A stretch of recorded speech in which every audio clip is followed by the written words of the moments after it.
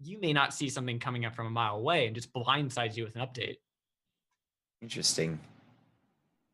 So then I what did not know about that at all. like what about capture cards? Because you know, you have a lot of streamers that stream console games, or like if you have a 2PC setup, most It's a the necessity for the option 2PC. Yeah. right, like so A, is that like the only way to make that work? And B, do you guys have recommendations for capture cards? Anything that people should look for? Ooh, I recommendations. Okay, I won't say what I don't like, just in case it upsets anyone. There's capture cards. There's a lot on the market. There's Elgato's offerings. There's the Avermedia. There's the I think it's called like pronounced Hoptech or something. Something along those lines. Magewell. Magewell, that's a Black good Magic. one. Black Magic, and is it's not the only way. However, it is definitely the preferred way for capture of consoles and the 2PC setup. Personally, I think between going with the Avermedia or Elgato, you'll probably do okay. Whether it's an internal card or the USB, kind of depends on your preference. If, for example, you're on the end of the if you're more of you're not very tech savvy, you haven't built a PC before, probably want to go with the external one. So you just plug it in and it's good to go. If you're a bit more savvy and you don't want any extra dongles kind of hanging out of your PC, internal makes sense. They both do the same job. Um, uh, in the case of like the way I have it set up, I actually have I think 3 different capture cards. One that captures my gaming PC, which is needed in the 2PC setup. I have a second one which I use to capture my camera, which I use like once every 2 years. And then I have my That third dedicated once every 2-year hardware. It's always an off signal. and then I have a third one which is connected to my gaming PC, which is connected to my consoles by a HDMI switch. So let's say I'm playing a game on my Xbox or my PlayStation, I launch the capture device software and the game and I on my gaming PC. So my gaming PC is showing the console and then my streaming PC is capturing that. It's yeah. Now, is this your preferred setup for what you want to do? Yes. Okay. Which is, playing console games, I guess. Yeah. Or is this the recommended way? Is that where you're? No, I was. Well, that would be the follow up. Yeah. Like, is this the preferred one that you might have like a really specific technical preference for this kind of thing? I assume you wouldn't necessarily recommend this to most people. So, like, what is the purpose for that kind of setup, and why would you recommend something different to some other people? Absolutely. So, for an entry level streamer, I think a 1 PC setup with a capture card as an option for console capture makes the most amount of sense. The setup that I have and what I just described is probably someone aiming to hit into a full-time or extreme hobbyist status, I guess. And the reason to go down that route is if you are playing something like variety games or not anything specific that doesn't need a high bit rate, you're going to want that quality in terms of competitiveness and whatever on the Twitch market, I guess. Yeah. That makes a lot of sense. So then you mentioned that capture card is not the only way to do this. I'm interested in this. Yeah, me too. So what are you talking about?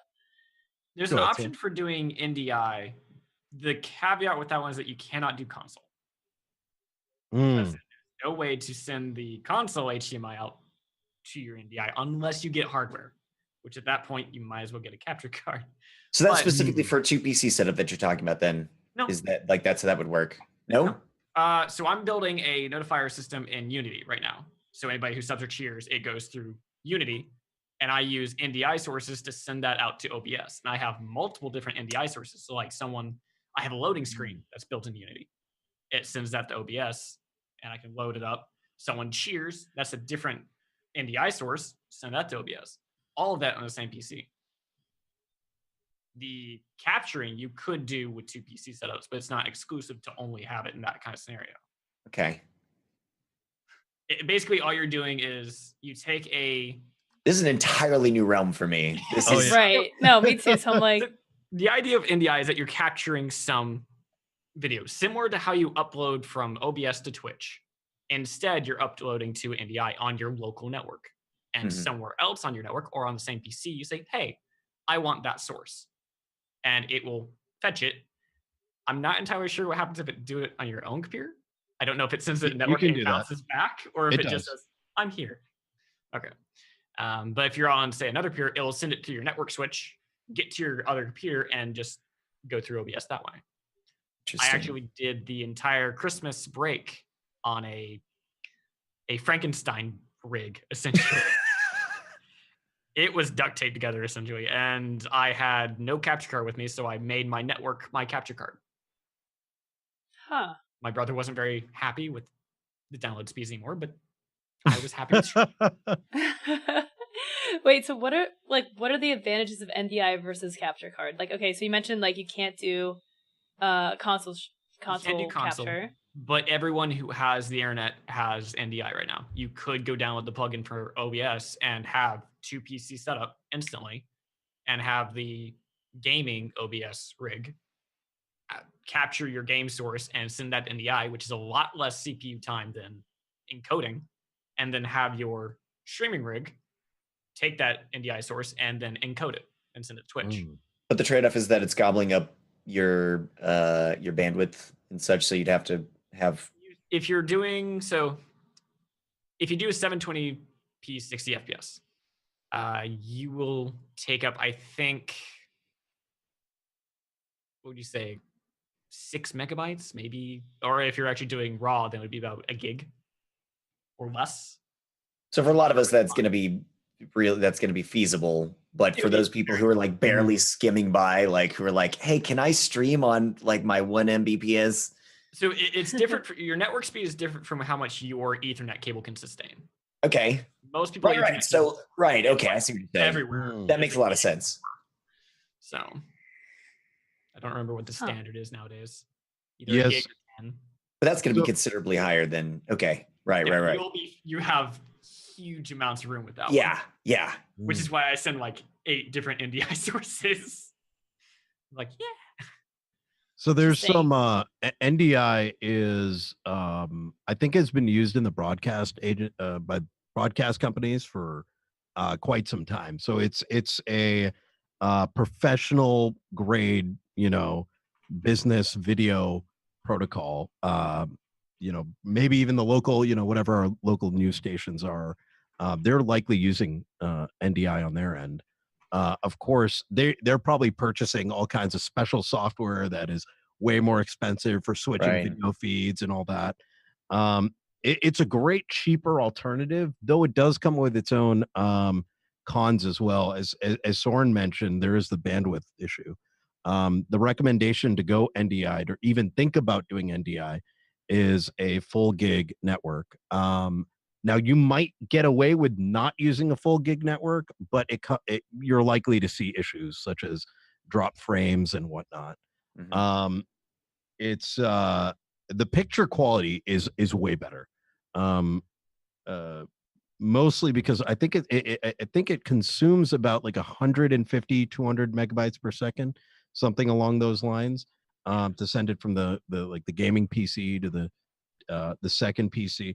It also allows you to do some very interesting video switching, or multicasting. So if you're doing a show on Twitch with different people at the same venue, so you've got, let's say you're doing a LAN broadcast where there's 5 different players and you're the production guy, you could be having those PCs sending it to a single one and then encoding it over there, or doing the production there, muxing it all and then sending it somewhere else, without the need of all these capture cards, but rather having at your fingertips some pieces of software that are industry standard.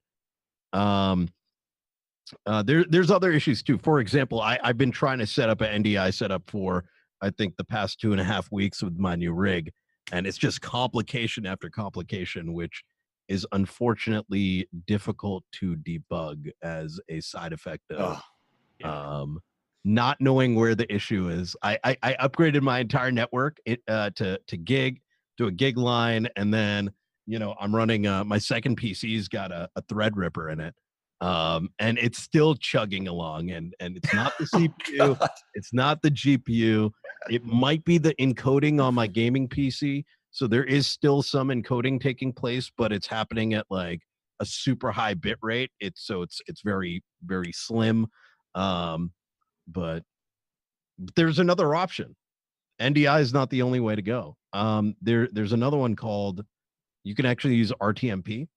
Oof, yeah. So this is something that people had started to experiment with prior to NDI. So NDI being the new baby in the room, I guess, the newborn.